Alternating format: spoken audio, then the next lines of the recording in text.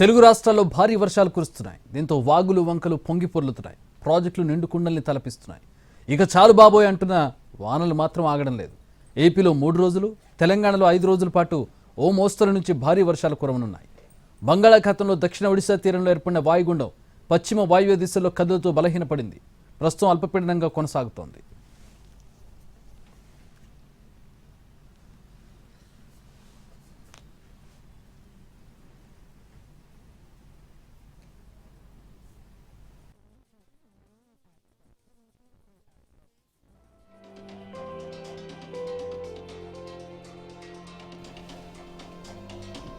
అల్పపీడనం ప్రభావం వల్ల ఆంధ్రప్రదేశ్లోని అన్ని జిల్లాలకు యెల్లో అలర్ట్ జారీ చేశారు. అల్పపీడన ప్రభావంతో రాష్ట్రమంతటా తేలికపాటి నుంచి మోస్తరు వర్షాలు కురవనున్నాయి. ఉత్తరాంధ్రపై అల్పపీడనం ఎక్కువగా ఉంటుంది. శ్రీకాకుళం, విజయనగరం, పార్వతీపురం, మన్యం, అల్లూరి జిల్లాల్లో తేలికపాటి నుంచి మోస్తరు వానలు పడతాయి. ప్రధాన పోర్టుల్లో 3వ ప్రమాద హెచ్చరికలు జారీ చేశారు. ఉత్తరాంధ్ర, యానంలో 3 రోజుల పాటు మోస్తరు నుంచి భారీ వర్షాలు కురుస్తాయి. రాయలసీమతో పాటు దక్షిణ కోస్తాంధ్రలో తేలికపాటి నుంచి మోస్తరు వర్షాలు కురుస్తాయని వాతావరణ శాఖ తెలిపింది.